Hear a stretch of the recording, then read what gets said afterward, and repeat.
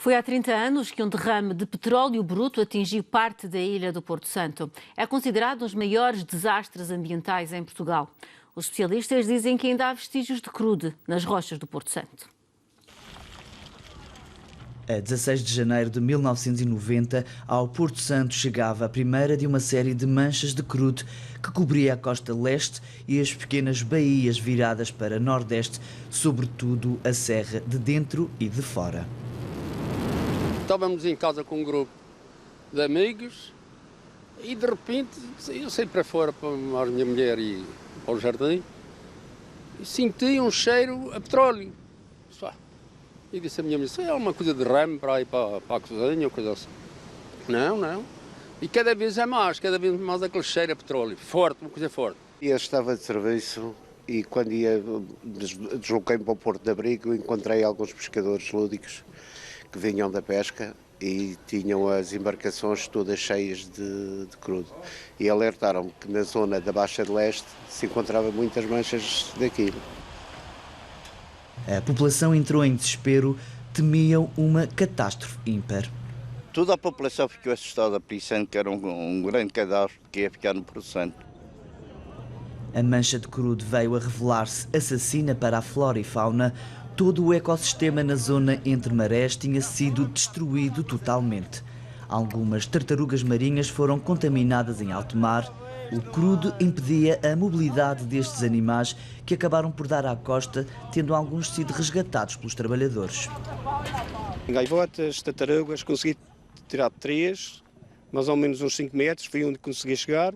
Depois havia uma que estava um pedacinho longe, eu fui-me aventurar a tirar, consegui tirar, arranjei um pau grande, fui tentando ir para lá.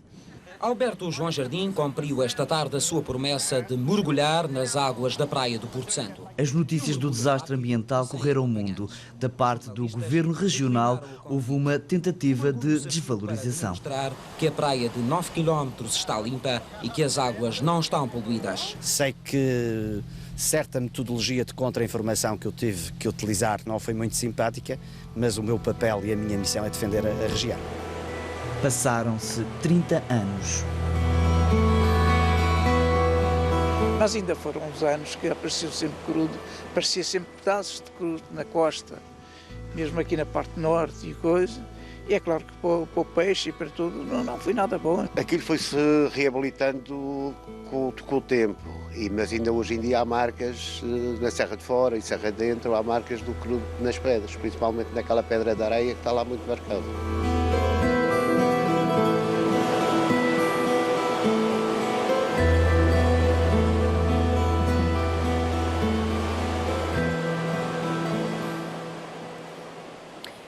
Anos depois, são de facto ainda visíveis alguns efeitos desta maré negra, mas não há registro de danos na biodiversidade. 30 anos depois, ainda se notam alguns efeitos da maré negra que atingiu o Porto Santo a 16 de janeiro de 1990. Ainda há material que quase se transformou em pedra. De facto, ainda podemos encontrar em alguns setores de praia, portanto, elementos como estes, calhaus artificiais, que passam despercebidos, quem não sabe até pensam que são rochas vulcânicas tipo basaltos, mas que na realidade o que temos aqui é uma bola, um fragmento de crudo que há 30 anos deu à costa na ilha do Porto Santo. Isso ainda existe agora na costa do Porto Santo? Sim, este foi da zona da Praia da Lagoa, que fica compreendida portanto, entre a zona da Ponta, do Cabeço da Ponta e a Praia da Calheta. Portanto, numa zona mais reentrante e que, só um olhar mais atento, é que se confunde este elemento crudo com os calhaus de rochas vulcânicas. Estas formações rochosas, no entanto, não têm tido impacto nos ecossistemas. É pelo menos isso que têm dito os estudos realizados ao longo do tempo. Em 1991, a Faculdade de Ciências da Universidade de Lisboa, um grupo chefiado pelo professor Luís Saldanha, fez uma primeira avaliação da situação, portanto ainda numa situação bastante fresca, digamos assim. Depois, 10 anos depois, há uma nova avaliação feita pelos meus colegas Ricardo Araújo, Armando Almeida e Mafalda Freitas.